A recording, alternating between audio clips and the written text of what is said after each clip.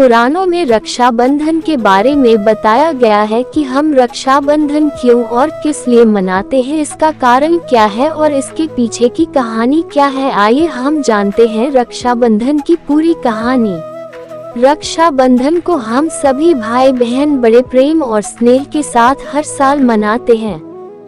बहनें थाल सजाकर भाई की आरती करती हैं और भगवान से प्रार्थना करती हैं कि उनका स्वस्थ और दीर्घायु हो।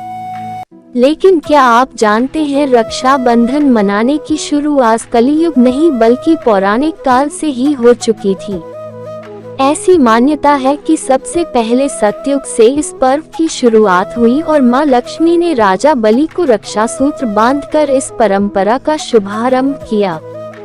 रक्षाबंधन के इतिहास को लेकर ऐसी ही कुछ और कहानियां भी प्रचलित हैं।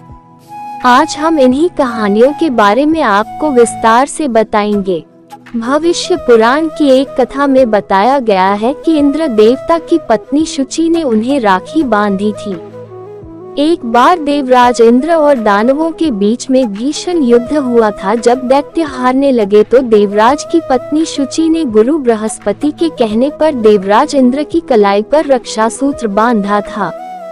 तब इंद्र ने इस रक्षा सूत्र की शक्ति से स्वयं अपने और अपनी सेना के प्राण बचाए थे। राजा बलि को मां लक्ष्मी ने बांधी थी राखी। राजा बलि का दान धर्म इतिहास में सबसे ज्यादा प्रख्यात है। एक बार मां लक्ष्मी ने राजा बलि को राखी बांधकर बदले में उनसे भगवान विष्णु को मांगा था। कहानी इस तरह है कि एक बार राजा बलि ने यज्ञ का आयोजन किया। तब उनकी परीक्षा लेने के लिए भगवान विष्णु वामनावतार लेकर आए और दानवीर राजा बलि से 3 पग भूमि मांग ली। बलि ने हाँ कह दिया तो वामनावतार ने 2 पग में ही सारी धरती और आकाश नाप लिया।